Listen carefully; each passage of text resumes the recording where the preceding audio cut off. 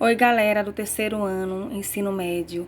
Hoje estou aqui iniciando a nossa aula 3 de português, onde nós vamos estar falando hoje sobre a parte de literatura.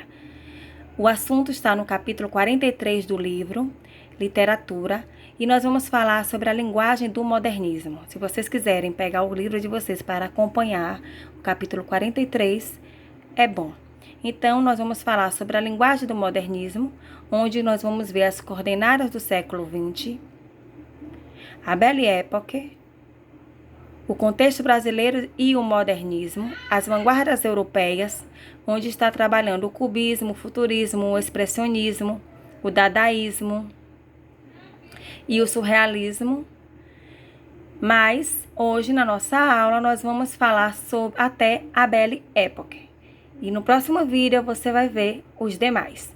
Então, para iniciar hoje, nós vamos estar falando aqui sobre a linguagem do modernismo. A linguagem do modernismo é despretensiosa e despreocupada com os padrões formais.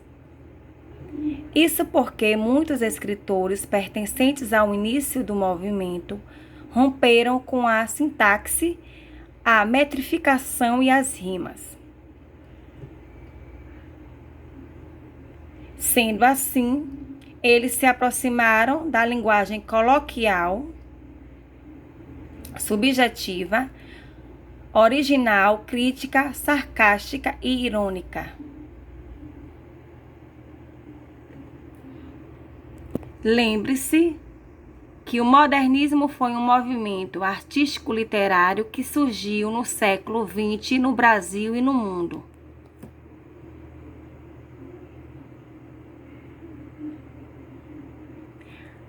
A produção literária modernista destacou-se na poesia e na prosa, rompendo com os padrões estéticos vigentes, característica do modernismo. O modernismo no Brasil foi propulsionado pela Semana de Arte Moderna de 1922, que recebeu grande influência das vanguardas artísticas europeias. A Semana de Arte Moderna representou um momento de efervescência cultural. Esteve baseada na ruptura, libertação da arte, portanto, na renovação estética e consolidação de arte verdadeiramente nacional. No Brasil, a temática empregada no modernismo possuía, sobretudo, um caráter nacionalista ufanista. Essa característica foi notada pela valorização da língua brasileira e do folclore, expressos pela liberdade formal dos versos livres e brancos, ausência de métrica e rima. Muitos manifestos, revistas e grupos que surgiram nessa época expressaram essa mudança que paradigmas, por exemplo, Manifesto Pau-Brasil, 1924, Movimento Verde-Amarelo, 1925, a Revista, 1925, Manifesto Regionalista, 1926, Revista Terra Roxa e Outras Terras, 1926, Revista Festa, 1927. Revista Verde, 1927, Manifesto Antropófago, 1928. Desculpa, gente. Modernismo.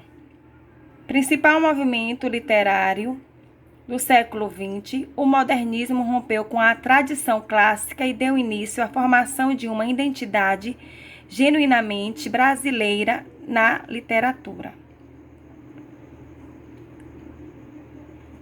É inestimável o legado que o modernismo deixou para o campo das artes no Brasil.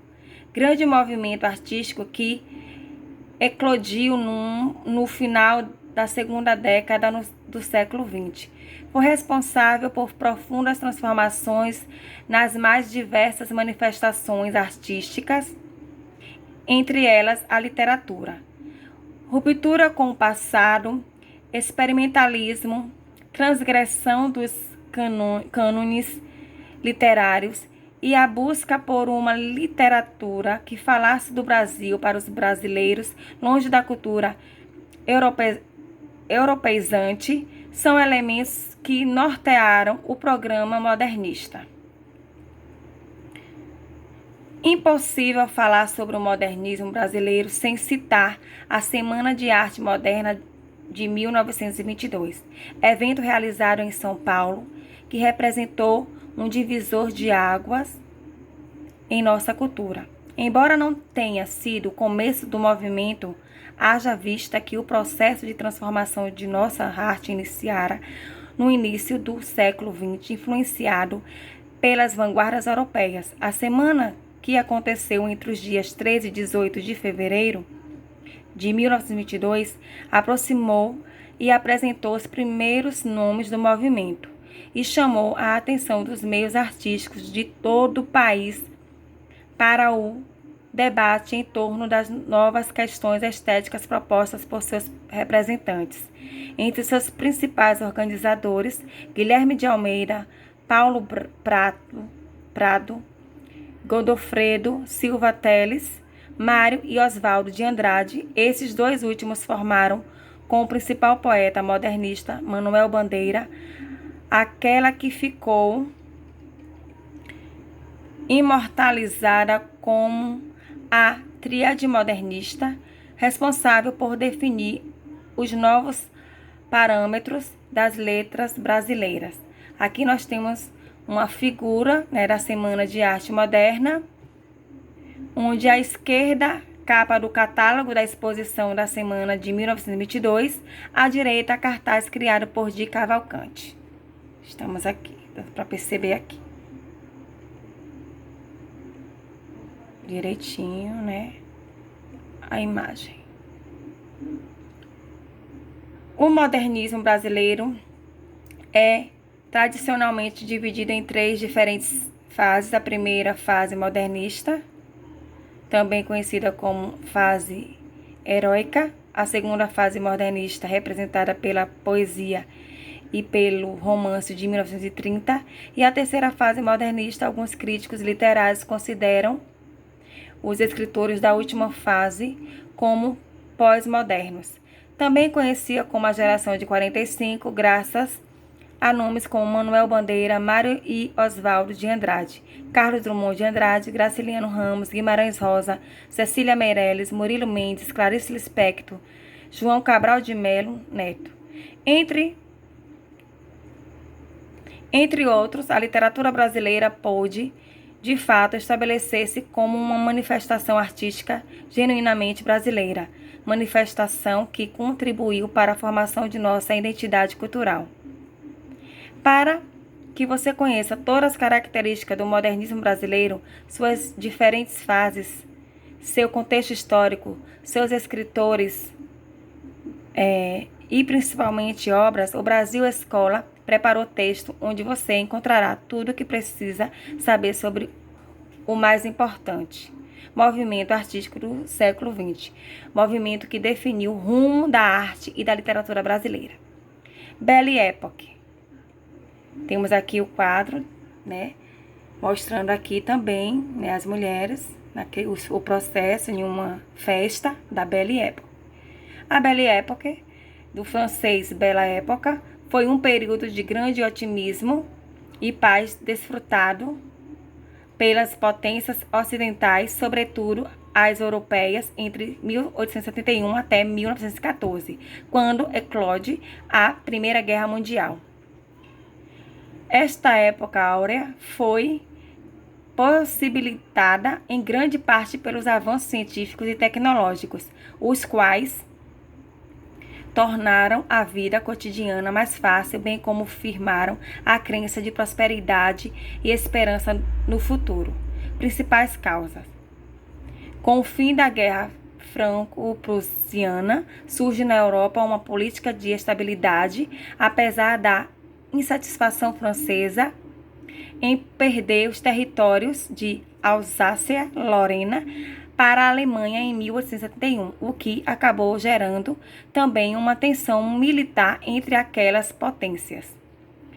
A despeito da corrida armamentista que se desenrolava, o clima de progresso da segunda revolução industrial provocou um forte êxodo rural e favoreceu o desenvolvimento de uma cultura urbana cosmopolita e de divertimento fomentada pelos avanços nos meios de comunicação e transporte. Principais características: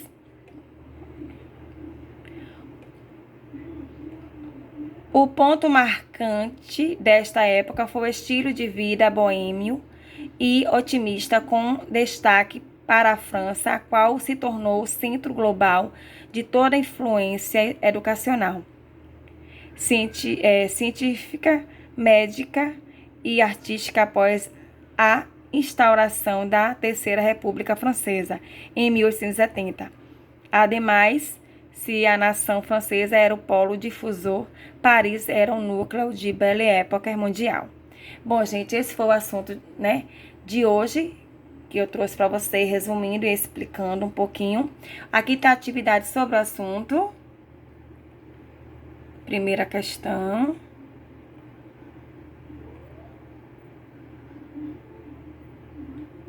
Segunda questão. Terceira questão. Quarta questão. Quinta questão.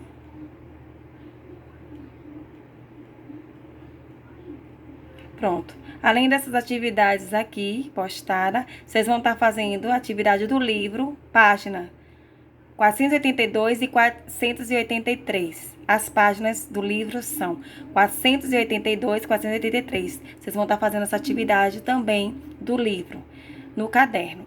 Fora essas aqui também, que você vai estar, Vocês vão estar tudo aqui, o apontamento que eu expliquei, mas as atividades daqui, da explicação e mais a do livro, vocês vão estar colocando no caderno. É bom lembrar novamente que vocês têm que ter tudo no caderno, para que quando eu voltar, eu vou estar avaliando o caderno de vocês. Bom, gente, espero que vocês tenham gostado da minha aula, entendeu? Mais uma, eu vou estar planejando mais aula, dando continuidade a esse assunto da gente de literatura. No próximo vídeo vocês vão estar vendo. Então, mais um conselho para vocês: não saiam de casa, façam todas as atividades. Espero que tenham gostado. Fique com Deus. Um beijo para vocês e até a próxima aula. Até o próximo vídeo, viu, gente? Tchau. Fica com Deus.